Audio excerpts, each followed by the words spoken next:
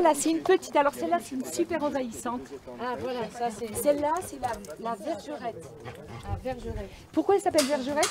Vous allez voir, on va en voir d'autres. Elle pousse, elle pousse, elle pousse, elle pousse. À l'automne, il y en a partout. Elle est terrible. Elle s'appelle vergerette parce que ça servait de verge pour frapper, je sais pas, peut-être les enfants passage, enfin des choses un peu comme ça, quoi. Vergerette, minette, lupuline, sagine, autant de plantes communément désignées par le terme mauvaise herbe et qui se développent dans les failles de notre environnement urbain.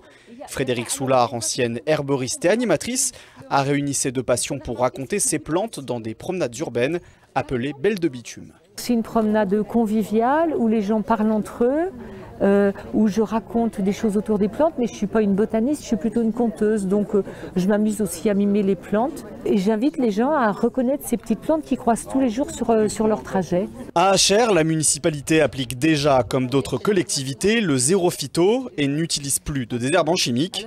Une démarche qui passe aussi par la sensibilisation de ses habitants.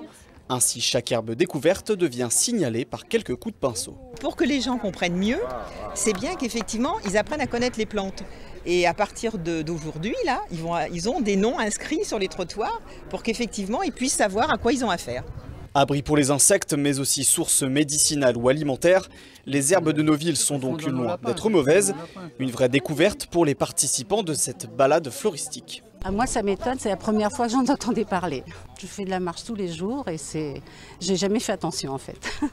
On passe à côté de ces mauvaises herbes et on a toujours des idées, on veut toujours les arracher, toujours. Et là, en fait, on apprend plein de choses, très intéressant. En plus, on rencontre pas mal de gens de quartier, donc on crée des liens, c'est très bien. À l'avenir, la municipalité d'Achères souhaiterait développer ces promenades pédagogiques, notamment pour sensibiliser les plus jeunes à cette flore urbaine et indispensable à la biodiversité. C'est la fin de cette édition, merci de nous avoir suivis. Dans quelques instants, vous avez rendez-vous avec le meilleur de votre journal en présence de Camilla Campusano. On se retrouve demain, 19h30.